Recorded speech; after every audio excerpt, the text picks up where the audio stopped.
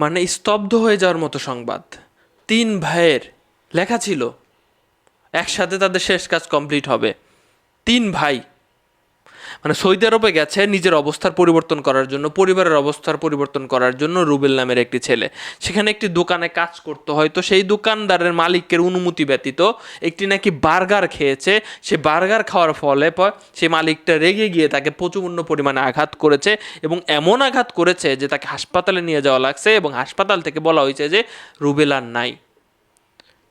অপরাধ তো সংঘটিত হয়েছে, সেখানে আইনি প্রক্রিয়ায় যাবে।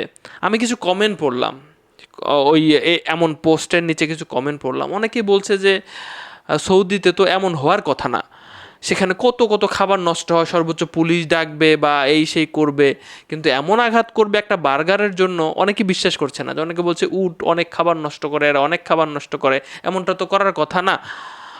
বিশ্বাসঘাতকতা করলে সৌদিরা নাকি বেশি ইয়ে হয়ে যায় আর কি, ক্ষিপ্ত হয়ে যায়। যারা প্রবাসে আছেন একটু বলবেন যে এটা আসলে মানে মূল গল্প যেটা বলা হয়েছে আর কি, আমরা যেটা শুনতে পারছি। তবে সবচেয়ে খারাপ লাগার বিষয় যে দীর্ঘ আইনি প্রক্রিয়া শেষ করার পরে সিদ্ধান্ত হলো রুবেল দেশে আসবে, রুবেলের শেষ কাজ বাংলাদেশে হবে।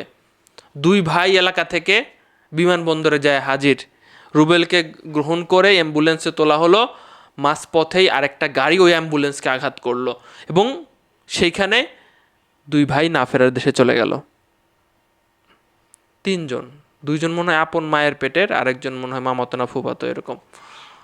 পরিবার কেমনে মেনে নেবে? ওই 2 ভাই নাকি মানে তার ফ্যামিলির খুঁটি বলতে পারেন, তার ফ্যামিলি চলতো। সময় শেষ, সময় ফুরিয়ে গেছে। দোয়া করবেন, আমরা সবাই প্রস্তুত আছি তো।